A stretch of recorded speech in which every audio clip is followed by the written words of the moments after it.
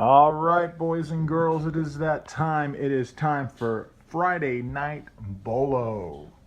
And for those of you that do not know what that means, it means be on the lookout items that you can definitely resell for a good profit on eBay, Etsy, and other places.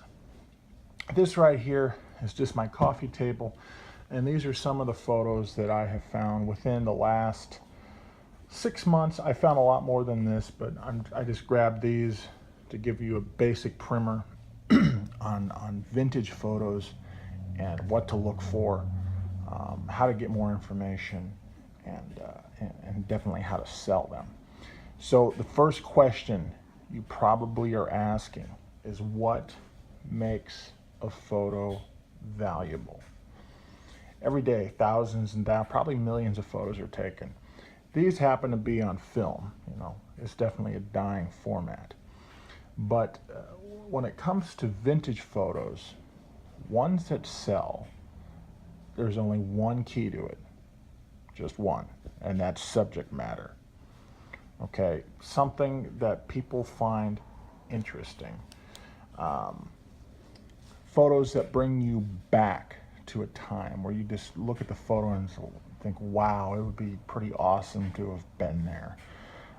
Sharing the fun, sharing the action.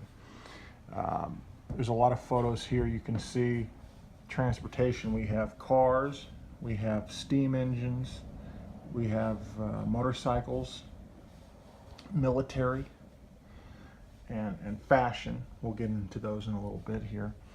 Of all the photos here, probably the easiest to sell would be military photos. I always buy them if they're decently priced. I actually picked this guy up for $2 and this guy back here for $10 recently. You might tell that there is quite a bit of damage around it. However, what I'm going to do with this frame, I have another class photo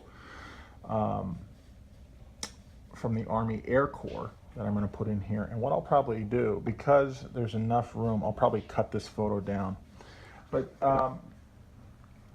it's one of those tricky questions. When can you date a photo? How can you date a photo? You got to get the information.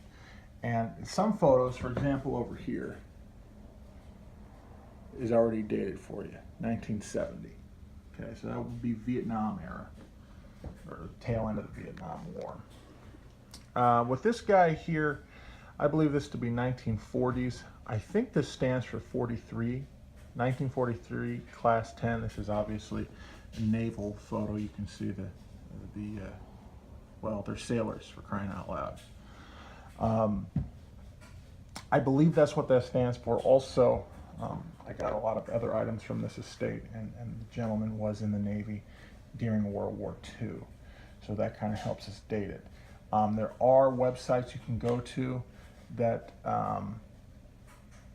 entire training classes. There still is forum information out there. If you go on different forums, you might be able to tell who every single person in here is. Don't discount research. I did find a photo probably 5 years ago, similar to this. It was a naval photo, it was a class photo, and half of the class in that photo was killed on the USS Arizona in Pearl Harbor during World War II. Very, very, very sad story, but that also brings value in there. We go up to this one here. This also is going to be World War II. It's also quite long. These photos are really, really, really cool. Man cave, definitely man cave bait on this photo here. This one, I believe, you can see up here, the flag, the castle. I believe this is an Army Corps of Engineers class photo. I could be wrong. I definitely could be wrong, but I believe that's where that one is from. If you can find one, for example, an Air Corps photo or an Air Force photo with a plane in the background or a submarine in the background, even better. I would value this photo at up to $50 to $75, and this guy here probably in the range of $30 or $50. And we go over here to this guy. This is an Army photo. We know that because you know, Fort Leonard Wood is an Army training facility, obviously. This Vietnam era. Will it sell? Not as well as these, but it's definitely military related. I can lot them up and they do sell. I would probably get maybe in the realm of $5 to $8 for that on eBay or Etsy. And so, you know, hang on to them. I like to lot them together. Now we get into family photos. A lot of people think family photos are worthless. And I find it actually quite sad that these photos were either thrown out or sold at an estate sale or a garage sale. Because it's a lot of cool history. Guy kind of looks like a gangster, doesn't he? Yeah. Yeah, it's going to go sell some moonshine in Milwaukee. Something like that. But these photos, what you want to do is you want to get themes. Right here, these are all photos that have 1930s or 1940s fashion.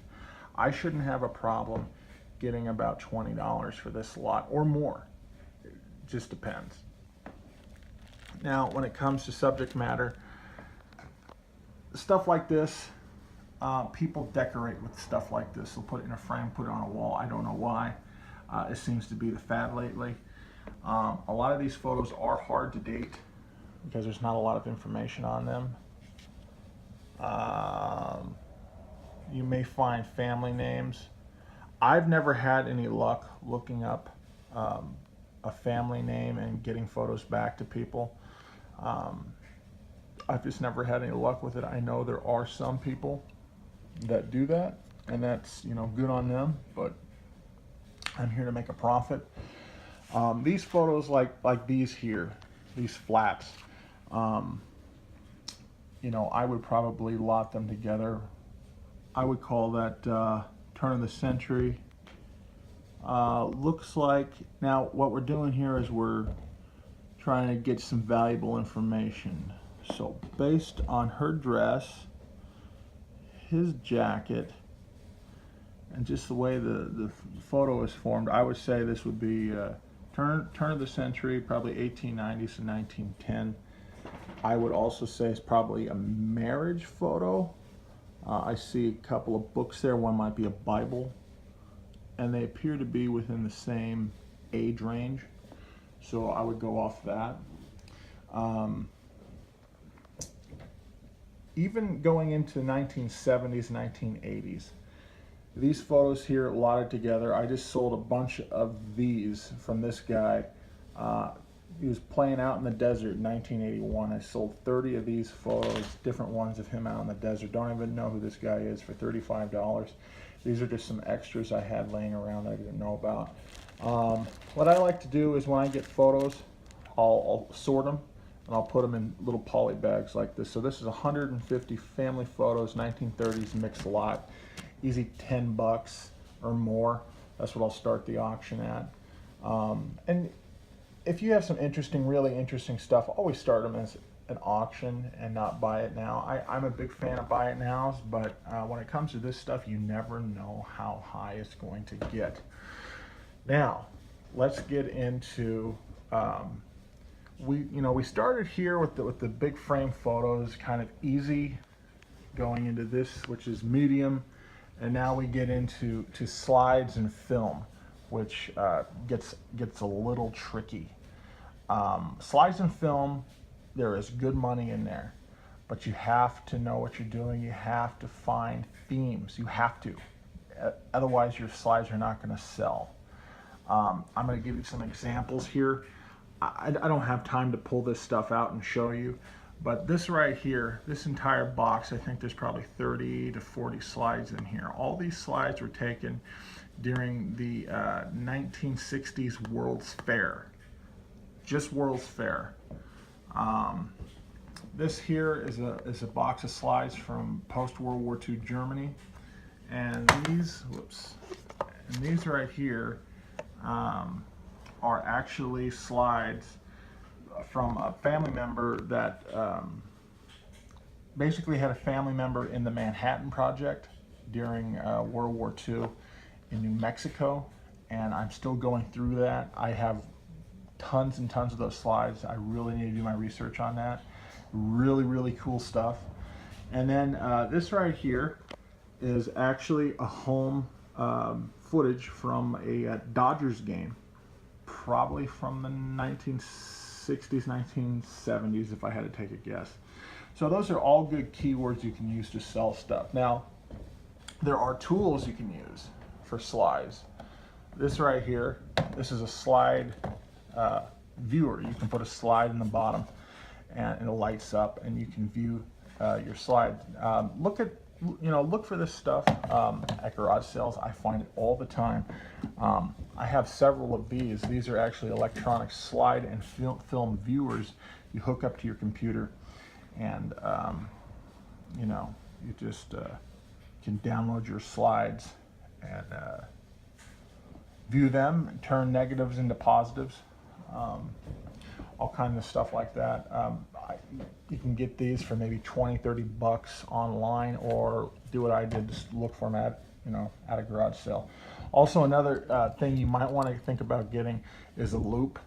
If you're going to do a lot of photos, if you're looking for evidence, it's a lot easier to find that with a good magnification piece. Don't actually go on eBay and buy a cheap 99-cent loop.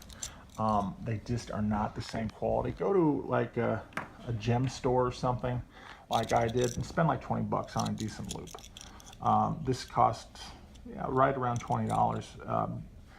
It's not all about the magnification, it's about the quality of the lens. So you can see those in detail. So I hope that kind of answers. What are you guys doing? What are you guys doing? Hey!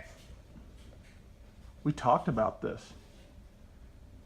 Anyway, I hope that gives you a basic primer on what to look for and to keep your eye out for. So, until next Friday, keep watching. We're going to have some ride-along videos this weekend, I think. And next week, watch out for the free BOLO book that I'm going to be putting out. Free of charge. You don't even have to subscribe, although that'd be nice. If you want to hit that like button, that'd be nice, but you don't have to, because I'm nice. I'm giving to you that, my goodness. It's been a long week. I hope that gives you a basic primer on this. This is by no means an exhaustive presentation on vintage photos. This is just dipping your toe into the water. But with some basic information, I think you guys can take it the long way and bring some cool history back. Just recently, somebody had found what they believe now is an actual photo of Billy the Kid, found at like a garage sale or flea market for $1. Now it's worth untold millions of dollars. So you never know what you're going to find. You'll find a lot of junk, but you'll also find a lot of gems. So, until next time, just keep it real and smash that like button, and we'll see you next week.